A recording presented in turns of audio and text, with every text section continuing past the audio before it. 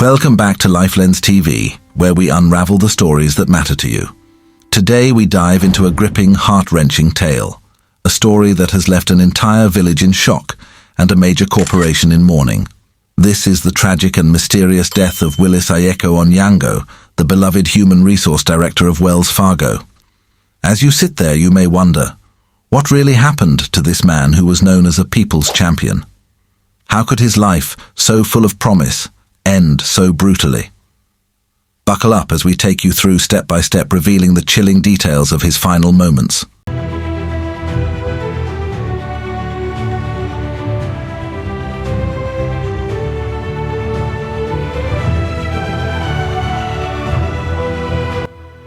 Picture this.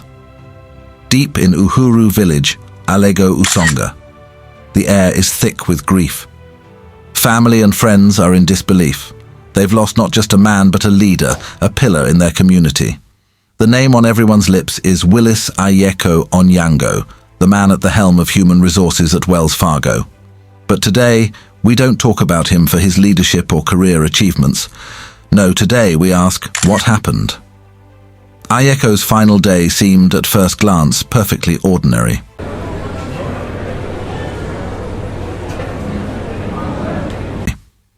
It was Friday, October 18th, 2024.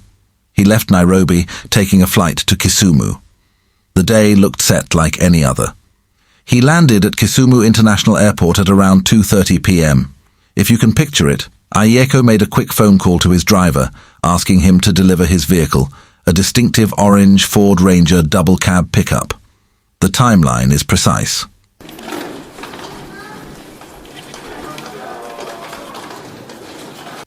From the moment he left Kisumu Airport at 2:45 p.m., driving towards Gem, every minute of that fateful journey seemed planned, until the unexpected happened.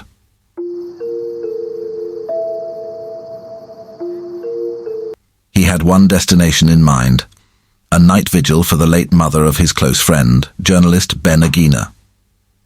Friends say Ayieko arrived at 3:53 p.m. and stayed for a good 6 hours, reminiscing with mourners. The scene was peaceful, yet behind that peace lurked danger.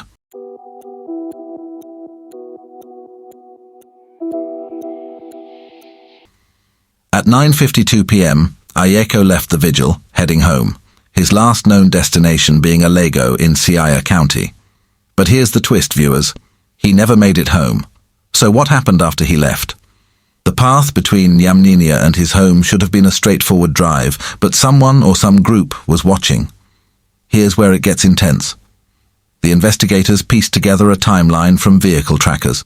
It revealed Ayieko was ambushed just 20 minutes after he left. The last ping of his location was from Nyabeda, a village tucked away from the main road. His brother, Agre Oduor, suspects this was where his attackers struck. But here's the chilling part.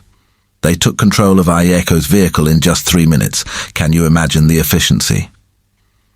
From 10:12 p.m. to 10:15 p.m., Ayeko's life was in the hands of his captors. But how did they overpower him so swiftly? Were they professionals, or was it someone he knew, someone from the vigil perhaps? The killers didn't stop at just taking him. No, they had a plan, and they knew the area like the back of their hand. They avoided the main Kisumu-Busia road to prevent raising suspicion. Google Maps showed that they veered off into rough terrain, through villages, moving at a slow, calculated 30 kilometers per hour. Can you feel the tension, the panic Ayieko must have felt? From Gotregea to Dudi, the vehicle wound its way, finally heading to the border between Siaya and Kakamega counties, Mundeku. Was this where Ayeko's final hour unfolded? Was there hope at all? Or was this an orchestrated tragedy, playing out exactly as his killers intended?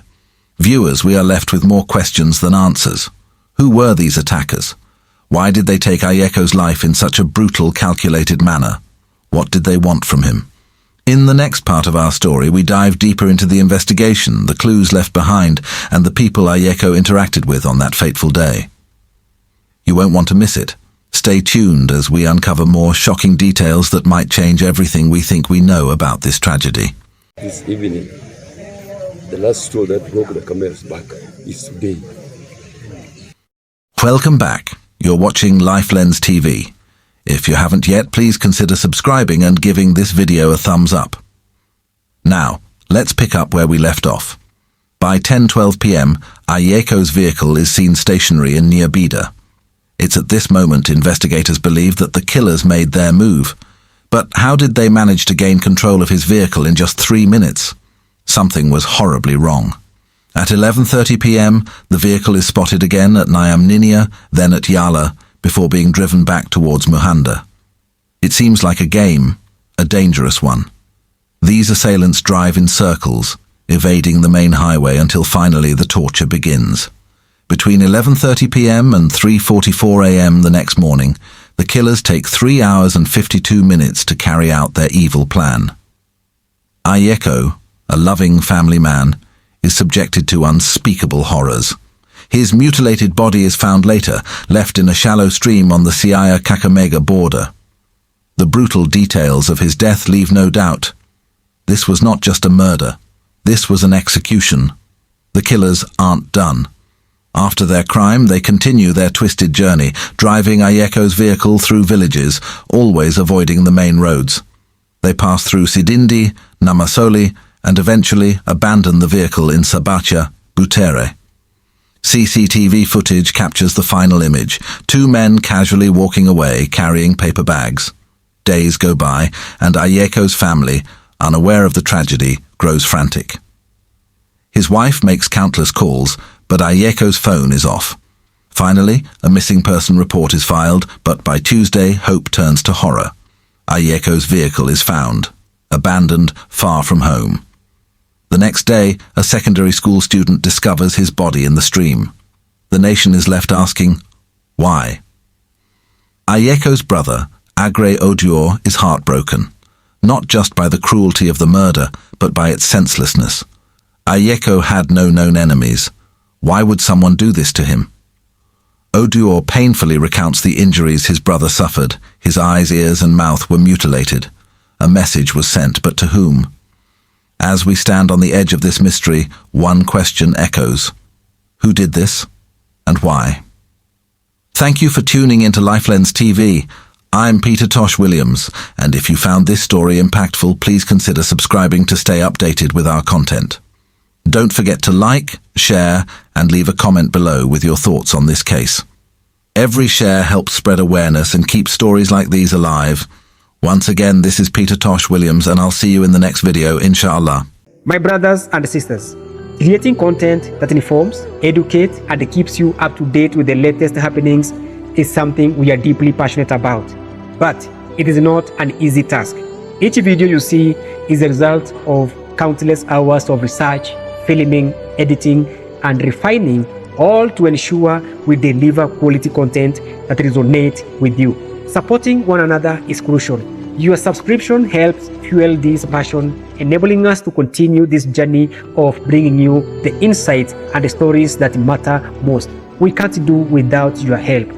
By subscribing, you are not just a viewer, you are part of our community, helping us grow and reach even more people. And to those of you who have been with us, watching and engaging with our content, thank you. Thank you very much, and God Almighty bless you. Your support is the driving force behind every video we create, inspiring us to keep pushing forward. If you haven't subscribed yet, we invite you to join us on this journey. Remember, together we can make a difference.